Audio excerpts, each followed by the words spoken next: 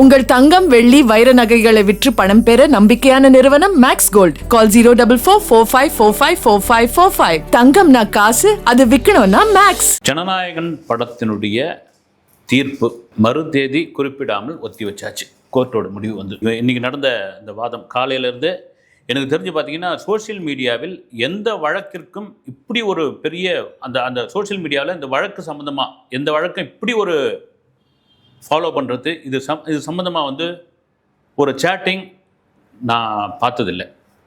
அப்படி இந்திய அளவில் அது வந்து மீடியாக்கள் முழுக்க காலையிலேருந்தே ஜனநாயகனுக்கான தீர்ப்பு எந்த மாதிரி இருக்கும், ரெண்டு விதமாக இருக்குமா, ஒன்று அவங்களுக்கு இருந்தால் அவங்க மேல்முறையீடு போங்க, இவங்களுக்கு இருந்தால் இவங்க மேல்முறையீடு போங்க, இல்லை ரிலீஸ் தேதியே சொல்லிடுவாங்களா. ஏன்னா ஜனவரி 9ஆம் தேதி வர வேண்டிய ஒரு படம் அதன் பிறகு வந்து சென்சார் ரிவைசிங் கமிட்டி 14 கட்டு, அப்புறமா அதில் பார்த்து 5 பேரில் ஒருத்தர் வந்து புகார் கொடுத்தாரு. தனி நீதிபதி வந்து இந்த படத்தை ரிலீஸ் பண்ணிக்கலாம் சொல்லியாச்சு. அப்புறம் மேல்முறையீடு போனாங்க, மேல்முறையீடுலேருந்து சுப்ரீம் கோர்ட் போனாங்க, சுப்ரீம் கோர்ட்லேருந்து நீங்கள் வந்து உயர்நீதிமன்றத்தில் இருக்கும்போது ஏன் இங்கே அப்பீலுக்கு வந்தீங்கன்னு சொல்லி மறுபடியும் இது பண்ணாங்க. அதுவும் இன்றைக்கி தீர்ப்பு கொடுத்தாகணும்னு சொன்னதாக அங்கே ஒரு தகவல் இருக்குது. சில ஊடகத்தை சேர்ந்தவர்கள்லாம் இல்லை, அப்படி ஸ்ட்ராங்காக எதுவும் சொல்லலைங்க அப்படின்ட்டாங்க. அது இறுதியாக இன்றைக்கி காலையிலேருந்து ஆரம்பித்த அந்த வாதம் ரெண்டு தரப்புலையும் மாற்றி அந்த வாரம் வந்து கடைசியில் தேதி குறிப்பிடாமல் ஒத்தி வச்சாச்சு. வந்து சரி, படம் வருமா வராதாப்பா. இது விஜய் ரசிகர்களுக்கான மைண்ட் செட் எப்படி ஆகி போச்சுன்னா, அவங்க சோஷியல் மீடியாவில் போட்டிருக்காங்க வந்து இந்த படத்தை இப்போ ரிலீஸ் பண்ணிங்கன்னா டைட்டில் கார்டில் தளபதி விஜய்னு எங்கள் அண்ணனுடைய பேர் வரும். எலெக்ஷனுக்கு அப்புறம் இந்த படத்தை ரிலீஸ் பண்ணிங்கன்னா தமிழக முதல்வர் விஜய் அப்படின்ற டைட்டில் கார்டு வரும் அப்படின்னு அவங்க அவ்வளோ பெருநம்பிக்கையாக அவங்க ஒரு பெரிய பக்குவ நிலைக்கே வந்துட்டாங்க வந்து. ஏன்னா ஆரம்பத்தில் இந்த படத்துக்கு வந்து 9ஆம் தேதி சிக்கல் இருக்குப்பா, ரிலீஸ் ஆகுமா ஆகாதான்னும் பொழுது ஒரு பெரிய எதிர்வலையே வந்தாச்சு. இந்த ட்விட்டர் இன்ஸ்டாவெல்லாம் பார்த்தீங்கன்னா அவ்வளோ பதிவு பப்ளிக் பைட்ஸே அப்படி வந்து கொடுத்துக்கிட்டு இருந்தாங்க. ஏப்போ ஒரு படத்துக்கு போய் இப்படி பண்ணுறீங்களே அப்படின்போது அந்த ஒரு படத்துக்கு தாங்க வந்து அது ஒரு நடிகருடைய படம், எதிர்கால அரசியல் இல்லை எதிர்கால தமிழக அரசியல் ஒரு முக்கிய புள்ளியாக இருக்கக்கூடிய ஒரு நபருடைய படம், அதுக்கு ஏன் இவ்வளோ அழுத்தம் கொடுக்குறீங்க அப்படின்னு ரசிகர்கள் பொதுமக்கள் சொன்ன ஒரு விஷயம் இது. சரி, 9ஆம் தேதி, அப்புறம் 15ஆம் தேதி, 21ஆம் தேதி, இப்படியா தள்ளி போய் இப்போ தேதி குறிப்பிடாமல் வச்சுட்டாங்க வந்து. அதே தான் ஃபேன்ஸும் போட்டிருக்காங்க. ஒரு டைலாக் ஒன்று இருக்குல்ல, சும்மா இருக்கணும்னு சூப்பர் ஸ்டார் ஆக்கி விட்டீங்க அப்படின்னு. அது மாதிரி தான் சும்மா இருக்கிற ஆளை சூப்பர் ஸ்டார் ஆக்கி விட்டீங்க நீங்கள் அப்படின்னு. இதில் திரும்ப சொல்கிறது என்னென்னா அந்த பக்குவ நிலைக்கு வந்துட்டாங்க ரசிகர்கள். அதாவது இந்த பதிவை தாண்டி முதல்ல ஆரம்பத்தில் சொன்னது தான் அது. எப்போ ஜனநாயகம் வந்தாலும் அது தாங்க பொங்கல், அது வந்து ஜனநாயகன் பொங்கல், எங்கள் அண்ணன் விஜய்க்கான பொங்கல்னு அவங்க ரொம்ப தீர்க்கமாக அதில் ஒரு முடிவுக்கு வந்துட்டாங்க. மாறி போயிட்டு இருக்கும்போது இதனுடைய பின்னணியில் ஒரு பெரிய அரசியல் அழுத்தம் இருக்கிறது என்பதில் மாற்று கருத்து கிடையாது.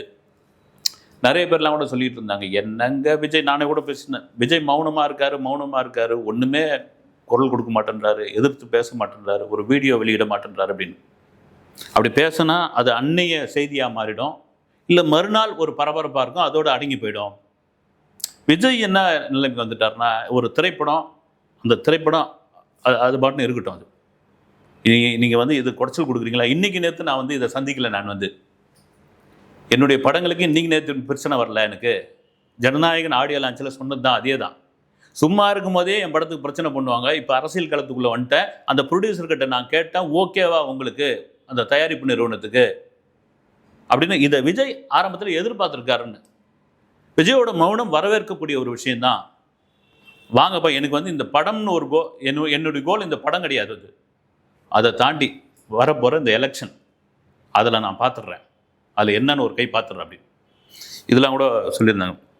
இந்த படத்துக்கு ஆதரவாக காங்கிரஸார், தமிழக காங்கிரஸார் சில பேர் வந்து நின்று பெரிய அளவில் வந்து ஆதரவு கொடுத்தாங்க, ட்வீட் போட்டாங்க, அறிக்கை கொடுத்தாங்க, வீடியோ பேசுனாங்க. ஏன் ராகுல் காந்தியே வந்து ஒரு ட்வீட் போட்டிருந்தார் வந்து, தமிழர் பண்பாடு, தமிழருடைய திரைப்படம், தமிழருடைய கலாச்சாரம், நேரடிய பிரதமர் மோடிக்கே வந்து போட்டிருந்தார். இதெல்லாம் ஏன் இவ்வளோ பெரிய அழுத்தம் கொடுக்குறீங்க, திரைப்படத்தை திரைப்படமாக பாருங்கள், ஒரு கலாச்சாரத்துக்கு எதிரான ஒரு விஷயமா நீங்கள் இது பண்ணுறீங்க அப்படின் பொழுது அது அந்த விதத்தில் பேசப்பட்டது. அதுக்கும் கடுமையான விமர்சனம்லாம் வந்தது. என்ன விமர்சனம் அப்படின்னா, ஒரு தேசிய தலைவர், ஒரு முக்கியமான ஒருத்தர், அவர் வந்து உங்களுக்கு ஆதரித்து ஒரு ட்வீட் போட்டிருக்காரு, விஜய் ஒரு நன்றி கூட சொல்லலைங்களே அப்படின்னு. சில பேருக்கெல்லாம் கூட வருத்தமாக இருக்கும். இப்போ இந்த தீர்ப்பு வந்தது, இல்லை இந்த வழக்கு வந்து நீதிமன்றத்தில் இருக்குது, இல்லது இந்த ஒரு பிரச்சனை, இந்த ஜனநாயகம் சம்பந்தமான ஒரு பிரச்சனை போயிருக்குது. விஜய் எங்கேயோ ஒரு இடத்துல இறங்கி பெரும் அளவில் ஒரு குரல் கொடுத்து ஒரு வீடியோ போட்டிருந்தா அதனுடைய பலன் ஒன்றுமே கிடையாது. இதுதான் நீங்கள் ராகுல் காந்தி வந்து தமிழக காங்கிரஸ் தலைவர்கள், பொறுப்பாளர்கள் இவங்கெல்லாம் போயிட்டு இந்த தொகுதி பங்கீடு சமயமாக பேசிகிட்டு இருக்கும்போது தாவேகாவுடன் கூட்டணி வைக்கலாமா அப்படின்னு ஒரு பேச்சு வந்தப்போ அவர் பெரிய இன்ட்ரெஸ்ட் காட்டல அப்படின்லாம் சொல்லிட்டு இருந்தாங்க.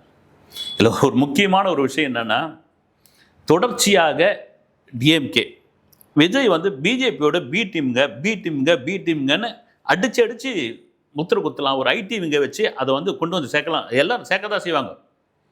எங்கள் திடீர்னு வந்து அதிமுகவுடைய பி டீம் தாங்க வந்து விஜய். ஆனால் தொடர்ச்சியாக பிஜேபியோட பின்னணியில் தாங்க இயங்கிக்கிட்டு இருக்கு. இது ஒரு சங்கி தான், ஜோசப் விஜய் கிடையாது, இவர் வந்து ஒரு சங்கி விஜய். இது பின்னணியில் அவங்க தான் ஃபண்டெலாம் வந்து ரிலீஸ் பண்ணுறாங்க அப்படின்ற மாதிரி ஒரு பிம்பத்தை கொண்டு வந்து சேர்க்க பார்த்தாங்க. ஆனால் அந்த ஜனநாயகன் பிரச்சனையில் பார்த்தீங்கன்னா அது அத்தனையும் ஒட்டுமொத்தமாக தவிடுபடி ஆயிடுச்சு. நீங்கள் எனக்கு தெரிஞ்சு ஒரு படத்தை முடக்கிறதுனால, ஒரு படத்தை தாமதப்படுத்தினால அந்த படம் சம்மந்தப்பட்ட அந்த ஹீரோவுக்கு அவருடைய எதிர்கால அரசியல் வாழ்வுக்கு அல்லது வரப்போகிற சட்டமன்ற தேர்தலுக்கு அவருக்கு ஒரு பின்னடைவாக இருக்கும்னு யார் தப்பாக கணக்கு போட்டதுன்னு தெரியல. அது பெரிய ஃபேவராக மாறும், அது மிகப்பெரிய ஃபேவராக மாறும், அதில் மாற்றுக்கிறது கிடையாது. எப்படின்னா, நீங்கள் வந்து திரும்ப சொல்கிறது தான், இந்த படம் பொங்கலுக்கு 9ஆம் தேதி ரிலீஸ் ஆகிடுங்க. ரிலீஸ் ஆகிட்டு இந்த ஞாயிற்றுக்கிழமை வரைக்கும் ஃபுல்லாக ஓடி இருக்கும். வந்து திங்கக்கிழமை நேற்றுலேருந்து அவங்கவுங்க வேலைக்கு, பொங்கல் ஹாலிடே முடிஞ்சிச்சு. கண்டிப்பாக அதனுடைய இது வந்து குறைஞ்சிருக்கும். சொன்ன மாதிரி ஒரு 800 கோடியோ இல்லை 600 கோடியோ 700 கோடியோ லியோவை முறியடிச்சிருக்கோம். மற்ற படங்களில் வந்து வசூலில் வந்து காலி பண்ணியிருக்கோம், எல்லாம் ரைட்டு. அதுக்கப்புறம் சைலண்ட்டாக போயிட்டுருக்கோம் வந்து. ஆனால் இந்த படத்துக்கு இப்படி ஒரு அழுத்தம், இப்படி ஒரு பிரச்சனை, இப்படி ஒரு கோர்ட்டு, சென்சார், இதெல்லாம் போக போக போக போக எதிர்பார்த்து இப்போ விஜய் ரசிகர்களுடைய மனநிலை என்னென்னா, யாருமே எந்த வித சோசியல் மீடியாவிலும் யாரும் கொந்தளிக்கவே இல்லை. வரட்டுங்க, என்ன பிப்ரவரிக்கு முன்னாடி வந்துட்டா ரைட்டு, பிப்ரவரிக்கு அப்புறம் வந்து மார்ச் முதல் வாரத்தில் எலெக்ஷன் டேட் அறிவிச்சிருவாங்க. அப்போது ஒரு தலைவருடைய படத்தை உள்ளே விடக்கூடாது, இது அரசியல் பேசுகிற படம், ஒட்டுமொத்தமாக எல்லா கட்சியினரும் வந்து எதிர்ப்பு தெரிவிப்பாங்க. இருக்கட்டும், எலெக்ஷனுக்கு அப்புறம் வரட்டும், அப்பவும் பார்த்துக்குறோம். எலெக்ஷனுக்கு அப்புறம் இல்லை, இன்னும் கூட தாண்டி வரட்டும், நாங்கள் பார்த்துக்குறோம். எங்கள் தெறின்னு ஒரு ரீரிலீஸ் படத்துக்கு எப்படியாப்பட்ட வரவேற்பு பாருங்கள். வந்து தெரி ரீரிலீஸ் ஒரு, அதாவது வந்து அந்த படம் வந்து முழுசாக 10 வருஷம் கூட ஆகலை. அந்த படத்தை வந்து ரீரிலீஸ் பண்ணுறாங்க. இன்றைக்கி இருக்கிற 2K கிட்ஸு, ஜென்சி கிட்ஸு எல்லாம் பார்த்துட்டாங்க, திரும்ப பார்த்துட்டாங்க. அந்த படத்தினுடைய முக்கிய காட்சிகள்லாம் வந்து ஃபேஸ்புக்லேயும் சோஷியல் மீடியா ரீல்ஸாக போயிட்டு இருக்குது. வந்து அப்படி பார்த்தா அந்த படத்தை வந்து 15ஆம் தேதி ரிலீஸ்ன்னு சொல்லி அதுக்கு ஒரு பெரிய எதிர்பார்ப்பு. நாங்களாம் வரங்க, ஏன்னா ஒரு ரீரிலீஸ் படத்துக்கு மற்ற படங்கள்லாம் பயப்படுறது தான். வந்து நாங்களாம் வரங்க, கொஞ்சம் தள்ளி வாங்க, ப்ரொடியூசர் தானுக்கிட்ட சரிங்க ஒரு சினிமா ரைட் அப்படின்னு. 23ஆம் தேதி இப்போ வந்து திரௌபதி 2ன்னு ஒரு படம், உண்மையிலே ரொம்ப பொருட்செலவில் கஷ்டப்பட்டு எடுத்துக்கிற படம். அந்த டைரக்டர் வந்து ஒரு வேண்டுகோள் விட்டார், ரைட்டுன்னு தள்ளி வச்சாச்சு. இதுக்கு யாரும் வந்து எந்த விதத்திலும் எதிர்ப்பு தெரிவிக்கவே இல்லை. ஆனால் ஒரு ரீரிலீஸ் படத்துக்கு இவ்வளோ பெரிய வரவேற்பு விஜய் படத்துக்கு இருக்குது அப்படின்னா, இந்த படத்தை இந்த ஆண்டு இறுதியில் நீங்கள் டிசம்பர் மாதம் கூட ரிலீஸ் பண்ணிக்கங்க. ஒரு உதாரணத்துக்கு சொல்கிறேன், அப்போ கூட கொண்டாடி தீர்ப்போம், நாங்கள் கொண்டாடுவோம் அப்படின்னு.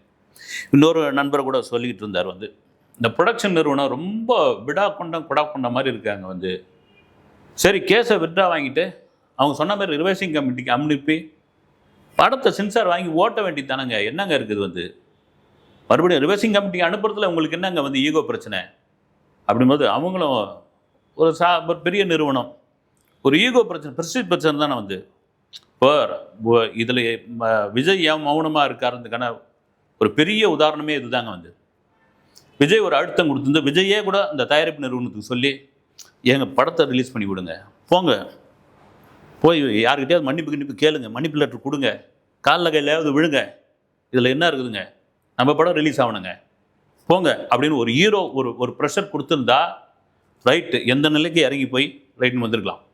ஆனால் ரைட், அவங்க எந்த எல்லைக்கு போகிறாங்களோ போட்டோம், நாமளும் வெயிட் பண்ணுவோம், படம் தானே அது. அதை தாண்டி என்னுடைய கோல் வந்து 2026 இந்த ஆண்டோடைய வருகின்ற சட்டமன்ற எலெக்ஷன் தான். இதை பார்த்துருவோம். இப்போ பார்த்தீங்கன்னா ரசிகர்கள் எல்லாம் தொண்டர்கள் மனநிலையில் மாறிட்டாங்க. இப்போ எல்லாம் போய் நம்ம கட்சி வேலையை பாருங்கப்பா, சோஷியல் மீடியாவில் போடுறது தான் கட்சி வேலையை பாருங்கப்பா, நம்ம அந்த வேலையை ஆரம்பிப்போம், இதில் கவனம் செலுத்துவோம். அது மாதிரி அந்த மாதிரியான ஒரு நிலைக்கு வந்துட்டாங்க. இதெல்லாம் மீறி பொதுமக்கள் ரொம்ப முக்கியமான ஒரு விஷயம்னா, இன்றைக்கி பொதுமக்களுக்கு தெரியாதுன்னு சொல்லவே முடியாதுங்க. வந்து எல்லார் கையிலையும் ஆண்ட்ராய்டு ஃபோன் இருக்குது. எல்லாரும் வந்து நியூஸை பார்த்துக்கிட்டு இருக்காங்க.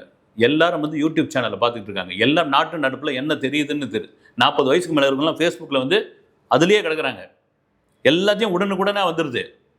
அவங்க என்ன சொல்கிறாங்க, ஏம்பா ஒரு நடிகர் எம்ஜிஆர் வந்தார், ஜெயலலிதா அம்மா வந்தாங்க, அப்புறம் சில நடிகர்லாம் கூட வந்தாங்க, ஒரு மாஸ் நடிகர் அவருடைய அவ்வளோ பெரிய சம்பளத்தை விட்டு வரேன்னுக்கிறாரு, வந்துட்டார். அவர் படத்தை ஏங்க இப்படி போட்டு வம்படி பண்ணுறீங்க நீங்கள்? இது வந்து விஜய்க்கு கொடுக்குற அழுத்தம் தானே. இது என்ன ஆகுன்னா, ஒரு அரசியல் மூத்த பத்திரிகையாளர்கிட்ட பேசினப்போ சொன்னார், வந்து இது இப்படியெல்லாம் அழுத்தம் கொடுத்தா ஏடிஎம்கேவுக்கு வந்து கொஞ்சம் அடி வாங்குங்கன்னார். எப்படி? இப்போ பொதுவாக இருக்கிறவங்க வந்து ஏடிஎம்கே ஓட்டு போடலான்னு இருப்பாங்க. இப்போ ஏடிஎம்கே பிஜேபி கூட்டணி தானே. சரி, விஜய்க்கே போட்டா என்ன?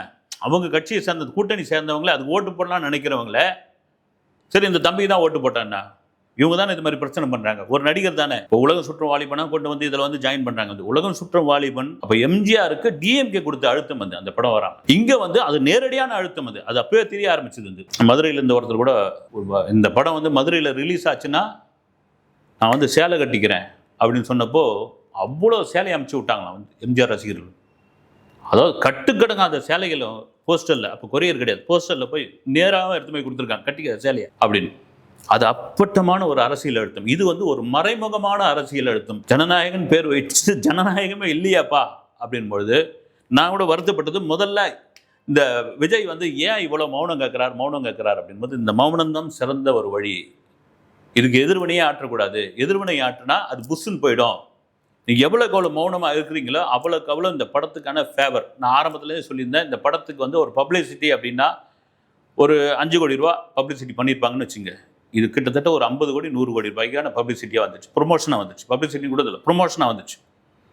ப்ரொமோஷன் இது என்ன நிலைமைக்கு வந்துடும் அப்படின்னா, சும்மா இருக்கிறவங்களாம் வந்து இந்த ஜனநாயக படம் இல்லை ரிலீஸ் ஆச்சுன்னா, இதுக்கு பிரச்சனை பண்ணாங்கல்ல, இதுக்கு தகராறு பண்ணாங்கல்ல, இது இவ்வளோ தூரம் இழுத்துன்னு வந்தாங்கல்ல, இதை என்னதான் போய் பார்ப்போன்னு ஃபேமிலியாக வந்து பார்க்க. ஏற்கனவே விஜய்க்கு வந்து ஒரு பெரிய ஓப்பனிங் இருக்குது. அதுவும் கடைசி படம் சொல்லவே தேவையில்லை. இந்த படத்தை நீங்கள் ஏன் அழுத்தம் கொடுத்து என்ன டிமாண்ட் வைக்கிறாங்க? இதனுடைய பின்னணி என்ன? விஜய் வாயை திறந்தால் தான் உண்டு வந்து. அதை தாண்டி இதில் மிகப்பெரிய அரசியல் இருக்குன்னு பொழுது அந்த அரசியலை உடைத்தெறித்து கொண்டு விஜய் வருவார் அப்படின்னு அவருடைய தொண்டர்கள் ரசிகர்கள் காத்துக்கிட்டு இருக்காங்க. இன்றைக்கி கூட பார்த்திங்கன்னா பனையூரில் இந்த கட்சி சம்மந்தப்பட்ட தேர்தல் கள பணியாளர்கள் நிர்வாகிகளுக்கான கூட்டம் வந்து அப்படி ஒரு உற்சாகமாக இதுவாக பண்ணிகிட்டு இருக்காங்க. அது கூட விமர்சனம்லாம் இருக்குது. 234 தொகுதி இருக்குது, உங்ககிட்ட வேட்பாளர் இருக்காங்களா அப்படின்னு விமர்சனம் பண்ண தான் செய்வாங்க, கேலி பண்ண தான் செய்வாங்க. யார் விமர்சனம் பண்ணுறாங்க, யார் கேலி பண்ணுறாங்க, யார் ரொம்ப ட்ரோல் பண்ணுறாங்க அப்படின்னா, யார் ரொம்ப வளர்கிறாங்களோ அவங்க மேலே தான் வந்து அந்த காண்டு தான் வந்து. அதை தாண்டி என்னுடைய நம்பிக்கை என்னென்னா, விஜய் இந்த தேர்தலில் நிச்சயமாக தனித்து போட்டியிட மாட்டார். ஒரு கூட்டணி இருக்கும். அந்த கூட்டணி பெரிய சஸ்பென்ஸாக இருக்கிறது. அந்த கூட்டணி இதெல்லாம் மீறி திரும்ப சொல்கிறது, ஒரு நபருடைய அரசியல், ஒரு நபர் தலைவராகிட்டார்ன்றதுக்காக அவருடைய திரைப்படத்தை இந்த அளவுக்கு போட்டு அமுக்கிறது எந்த விதத்திலும் நியாயம் கிடையாது. அதை விஜய் ரசிகர்களும் தொண்டர்களும் புரிஞ்சுக்கிட்டு அவங்க அடுத்தடுத்த வேலையை பார்த்துட்டு போயிட்டு இருக்காங்க. ஜனநாயகன் எப்போ வந்தாலும் அது எங்களுக்கான பொங்கல் அப்படின்றத ரொம்ப தெளிவாக முடிவாக இருக்காங்க. அடுத்த வீடியோவில் சந்திக்கிறேன். நன்றி.